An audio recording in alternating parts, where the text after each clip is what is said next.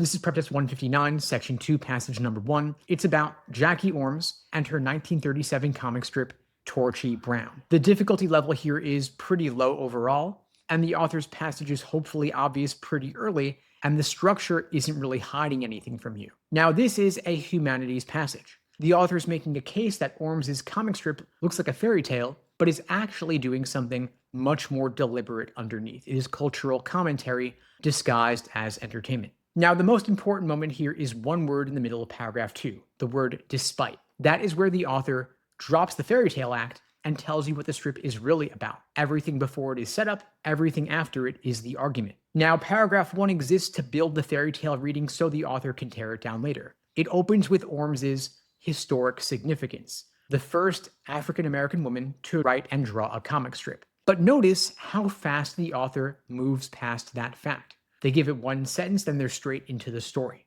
Torchy leaves the South, heads to New York, lands at the Cotton Club. And the author lays the fairy tale framing on thick. You get the loving aunt and uncle, the pastoral terrain, the ominous predators, and the mysterious helpers on the journey. Then instant success at the end. The phrasing here is not accidental. The author is showing you the fairy tale layer deliberately so that you'll feel the contrast when it breaks. Now, don't memorize the plot here, just register that the author is setting you up and move through it at a pretty normal speed. Then paragraph 2 is where the passage actually starts making its argument, and it opens with the most important sentence in the whole passage. Despite the strip's gestures, Torchy Brown clearly reflects significant cultural concerns. Now, 2 words here are doing all the work. Despite tells you the fairy tale was the surface, and clearly tells you the author isn't hedging. So this is a confident claim. So what is the cultural argument? The Cotton Club becomes a symbol, not just a nightclub, a space where African Americans get measured by their talent. The author says they're seen as admirable instead of being overlooked. And that contrast matters.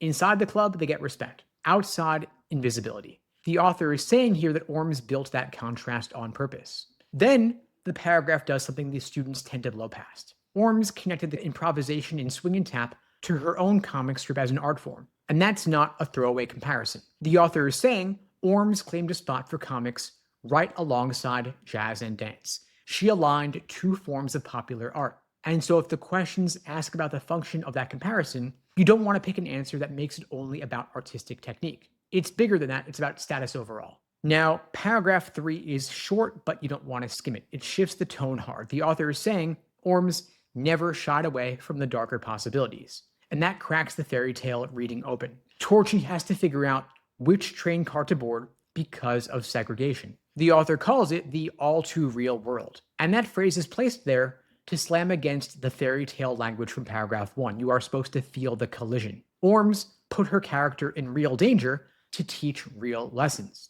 And this paragraph completes the argument. And celebration is not the point. The point is that Ormes showed both triumph and threat side by side. Now, the key move here is the 2-layer structure. Layer 1 is the fairy tale. Layer 2 is the cultural argument. The entire passage exists to convince you that layer 2 is what matters. The fairy tale is not the author's point. It's what the author looks through to get to the real point. Now, here is the pattern running through this passage. The author keeps placing something appealing next to something dangerous. We've got the fairy tale next to the cultural commentary. The glamour of the Cotton Club next to segregation. Torchy's success next to darker possibilities.